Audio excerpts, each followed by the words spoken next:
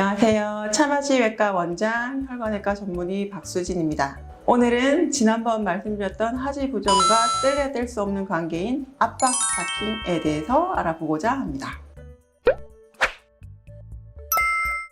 의료용 압박 스타킹은 하지 정맥류나 정맥순환 장애로 인해서 종아리가 땡땡해서 아프신 종아리 통증이 있으시거나 하지에 부종이 있거나 그로 인한 불편감들이 있는 분들이 주로 착용을 하시고요. 심부정맥 혈전증이 있는 분들도 항응고 치료가 우선적으로 필요하긴 하지만 하지 부종에 대해서 압박 스타킹을 착용하시는 분들이 계십니다. 그 외에도 만성적으로 정맥 순환의 기능에 장애가 있거나 림프 부종이 있거나 하시는 분들도 장기적으로 압박 스타킹, 의료용 압박 스타킹을 착용하시면 도움이 된다고 알려져 있습니다. 기본적으로 의료용 압박 스타킹은 길이에 따라서 나누게 되는데요.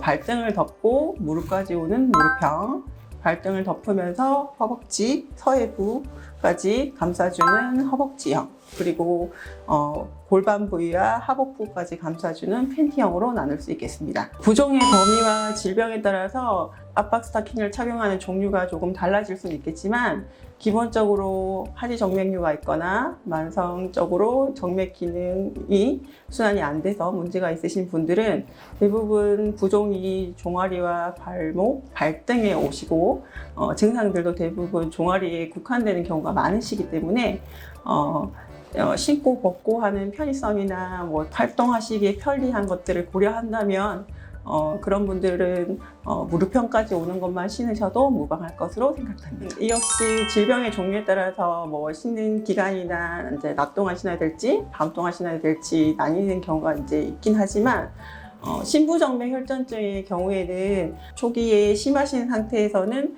밤에도 압박 스타킹을 착용하라고 권유드리는 경우도 있긴 합니다. 그렇지만 대부분 하지 정맥류가 있으시거나 만성적으로 정맥 기능 순환 장애가 있으신 분들은 낮 동안 정맥류의 증상들이 악화되기 때문에 활동하시는 동안에는 착용을 하시고 주무시고 다리를 이제 평평하게 하고 계실 때는 벗으셔도 무방하시겠습니다. 그래서 밤에 주무실 때는 꼭 압박 스타킹을 신으실 필요는 없으시고요. 벗고 주무시면 되겠습니다. 압박 스타킹이 대부분은 면 소재가 아니고 나일론 소재들이 이렇게 같이 들어가 있고 조금 압력이 세기 때문에 피부 소형감이나 흘러내린다든지 불편한 것들을 호소하시는 분들이 꽤 있으시거든요. 그래서 증상의 경감에 따라서 통증이나 부종이 심하실 때는 좀 신으시고 증상 자체가 조금 완화되셨다면 벗으시고 그다음에 많이 활동하시거나 오래 서 계시거나 하실 때는 좀 신으시고 활동이 조금 줄으셨거나 증상이 완화되셨으면 벗으시면서 개인의 증상의 경감에 따라서 신고 벗고를 조절하시면서 신으셔도 상관없으실 것 같습니다.